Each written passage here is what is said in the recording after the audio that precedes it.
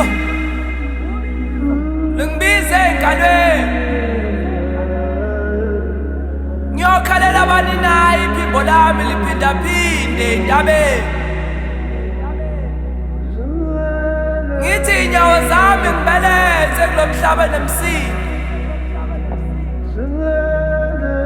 Ngifunana noxolo engalweni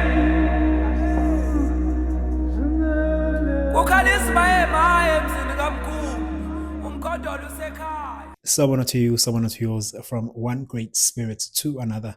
Welcome to Ubizo Daily. Today we speak about something many people consume casually, but few understand spiritually. Music. Not as entertainment, not as trend, not as background noise, but as programming, as memory, resistance, as spiritual architecture, because music shapes emotional state. And I come with this, from a lived experience of being an artist, of being a conscious artist. That it shapes identity, it shapes political imagination, it shapes language, it shapes desire, it shapes rebellion, and empires have always understood this. That is why powerful music has often been censored, and empty music has often been heavily funded. So today, we ask, why were some musicians feared while others were manufactured? And what is today's music doing to collective consciousness? Let's speak about music and how it has always been sacred technology, because before colonial disruption, Al-Qabulan, Africa, carried function. Our music carried function. Ceremony, it carried healing, it carried harvest, it carried war preparation, it carried spiritual invocation, celebration, community storytelling, history preservation. Drums communicated across distances. Songs carried ancestral memory. Rhythm synchronized communities.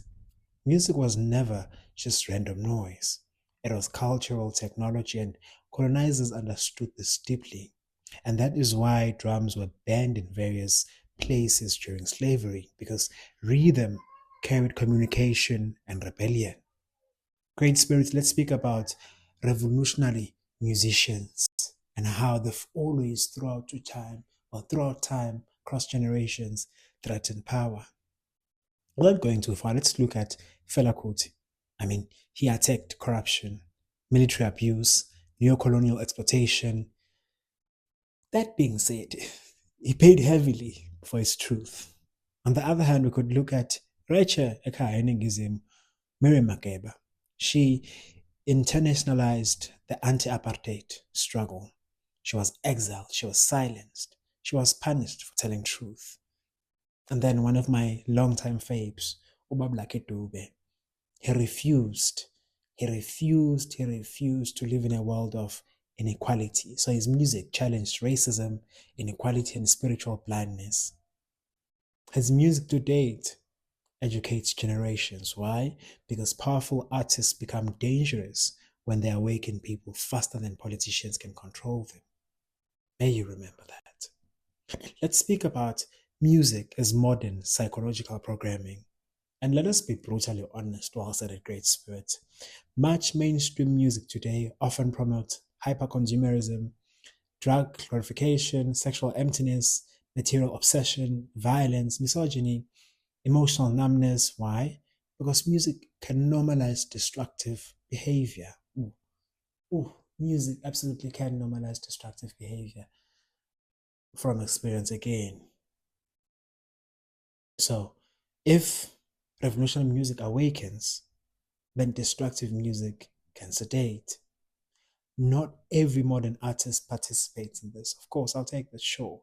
But many industries heavily reward content that weakens discipline and social consciousness.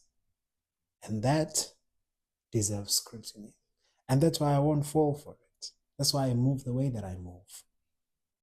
Intentional, slow mornings, as they say. Yes, there's a hefty price that you pay, but I would rather that. Because it literally is the simpler things that ultimately add up to, they sold out. Let's speak about the manufactured artist, because we can't speak about a revolutionary one without speaking about the manufactured artist. Some artists are carefully engineered, safe messages, commercial compliance, no threat to power structures, no challenge to exploitation, no education, or no distraction. Because this does not mean that, again, it doesn't mean that all successful artists are automatically compromised. I'm not saying that.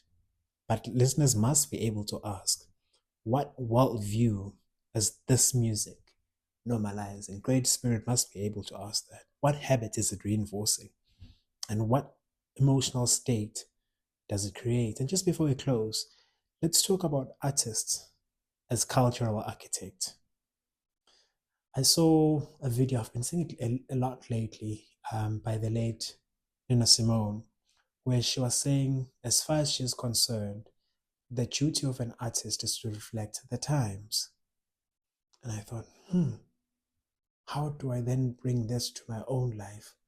How so? And then I thought, I'm an artist who's continuously going spiritual awakenings, but since the year 2020 COVID, the major spiritual awakening has taken